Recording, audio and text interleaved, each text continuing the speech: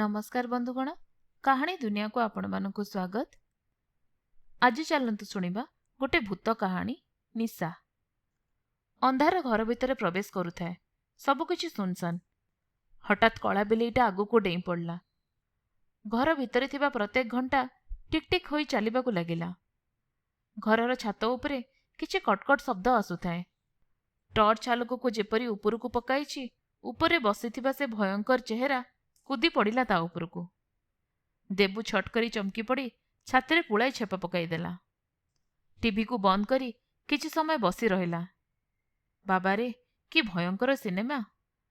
ताकू जोरे डर लगुथाए। भूत माने सतरे भयंकर। कि कदाकार तांकर चेहरा, पाद दुईटी ओल्टा थिबो। ना, आउ ए सिनेमा देखी हबनी।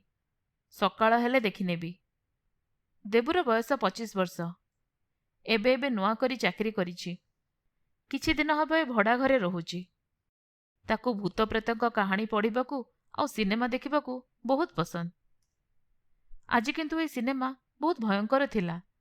संपूर्ण देखी हबनी। काली सूर्य आलोकरे भलसे देखिनेबी। रात्रि भोजन करिवार अछि। भोक भी लागिलाणी। गोटे थाली रे रुटी आ भजा बाड़ीबाकू उद्यम करुछि। ठीक एही समय रे कबाट रे ठक ठक शब्द हैला। देबू घंटा को चाहिला। 11टा बाजिछि। अधिक राति भी हेइनी। से घर भितरु थाई पचारिला, किए? किछि उत्तर मिलिलानी। पुनः कबाट रे ठक ठक शब्द हैला। किए एपरि करुछि? विरक्त होई जिबाकू उद्यम कला। रागरे कबाट को टिके अधिक जोर रे खोली देइथिला। आगरे ठिया होइथिले सुंदर झियोटे, किंतु मुखमंडल रे विषादर छाया। देबू से झियो को किछि पचारिबा आगरु से हाथ जोड़ी कहिला, आज्ञा साहाଯ୍ୟ टिके करंतु। ए गली छाड़ी आग गली रे मो घर। मो बापा सेठारे एका रुहंती। तांको अवस्था आज्ञा भल नाही। तांको पाखरे केही भी नाहांती देखा रखा करिबाकू। आपण टिके सेठाकू चलंतु।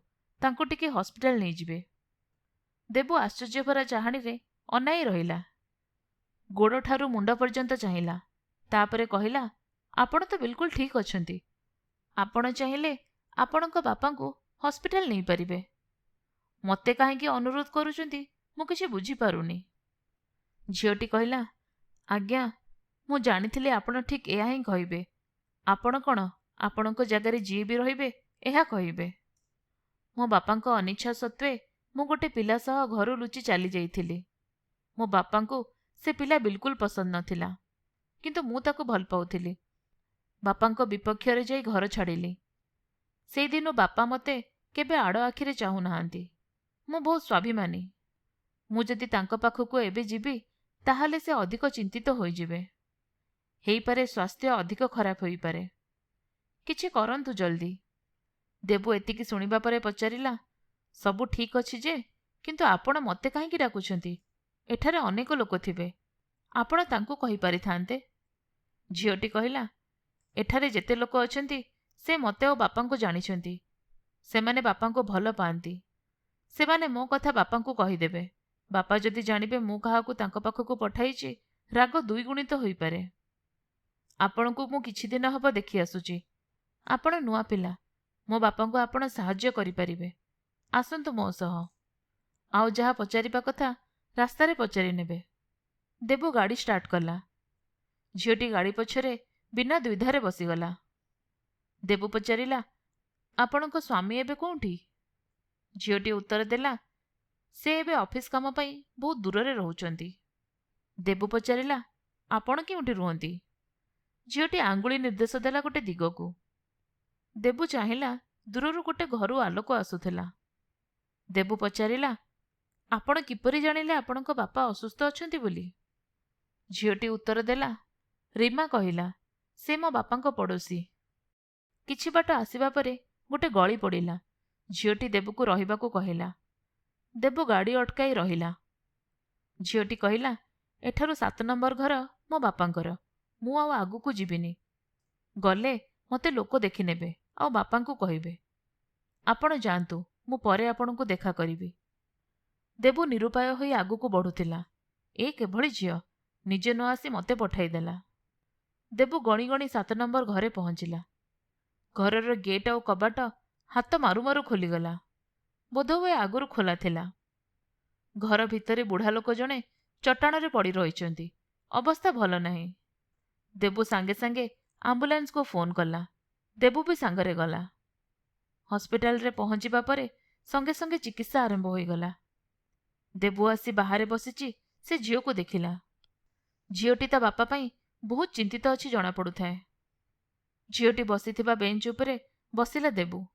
ସାନ୍ତ୍ୱନା ଦେଉଥିଲା ଝିଅକୁ। ବ୍ୟସ୍ତ ହୁଅନି, ନିଶ୍ଚୟ ମଉସା ଠିକ୍ ହୋଇଯିବେ। ପାଖରେ ଯିବା ଆସିବା କରୁଥିବା ଲୋକ ଦୁଇଜଣଙ୍କୁ ଚାହୁଁଥିଲେ। ଝିଅଟି କହିଲା, ଏଠାରେ ସମସ୍ତେ ପରିଚିତ ଲୋକ ଅଛନ୍ତି। ମୁଁ ଏବେ ଯାଉଛି, ପରେ ଆସିବି। ଦେବୁ ଠିକ୍ ଅଛି କହି ଝିଅଠାରୁ ବିଦାୟ ନେଉଥିଲା।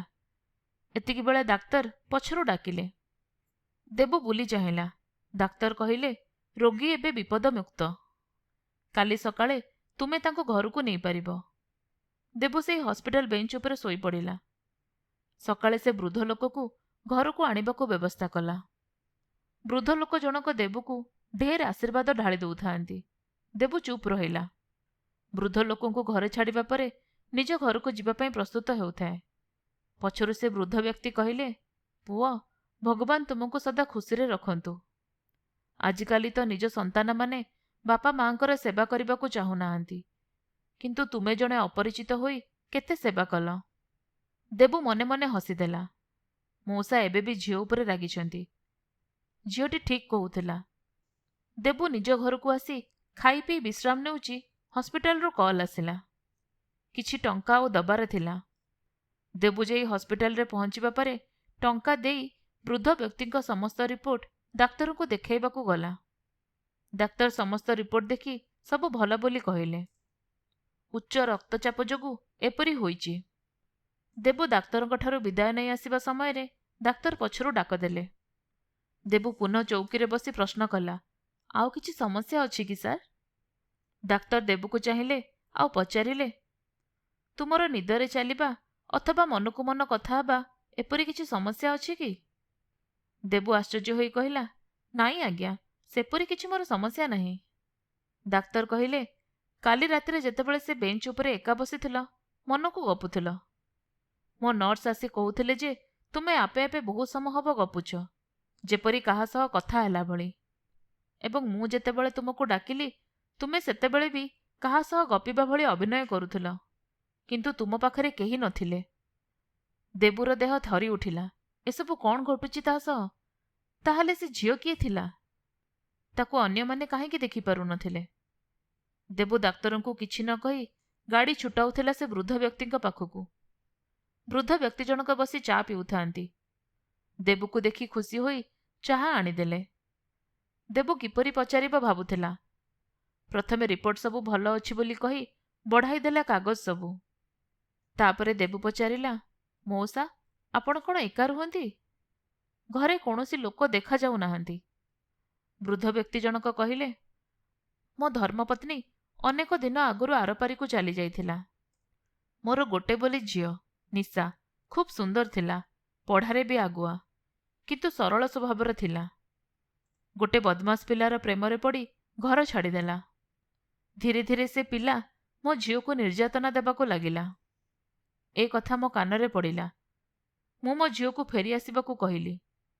ମୋ ଝିଅ ବି ଚାହୁଁଥିଲା ମୋ ପାଖକୁ ଫେରି ଆସିବାକୁ, କିନ୍ତୁ ସେ ପିଲା ଏକଥା ଜାଣିପାରି ମୋ ଝିଅକୁ 5 ତାଲା କୋଠା ଉପରୁ ଧକ୍କା ଦେଇଦେଲା। ହସ୍ପିଟାଲରେ ମୋ ଝିଅ ଖନେଇ ଖନେଇ କହି ମୋ କୋଳରେ ଜୀବନ ହାରିଦେଲା। ସେବେଠାରୁ ମୋ ଜୀବନ ଏଇପରି ହୋଇଯାଇଛି। ମୋ ଝିଅ ମୋତେ ଛାଡ଼ି ଚାଲିଯାଇଛି। ଏତିକି କହି ଦେବୁର ପଛରେ ଥିବା କାନ୍ଥକୁ ହାତ ଦେଖେଇ ଇସାରା କଲେ। ଦେବୁ ବୁଲି ଚାହିଁଲା। ସେ ଫଟୋକୁ ଦେଖି ତା ଦେହ ଶୀତେଇ ଗଲା। କାଲି ରାତିରେ ସେ ନିଶାକୁ ହିଁ ଦେଖିଥିଲା। ଆପଣମାନେ ଶୁଣୁଥିଲେ ସୁଚରିତା ସେନଙ୍କ ଲିଖିତ ଗୋଟେ ଭୂତ କାହାଣୀ ନିଶା।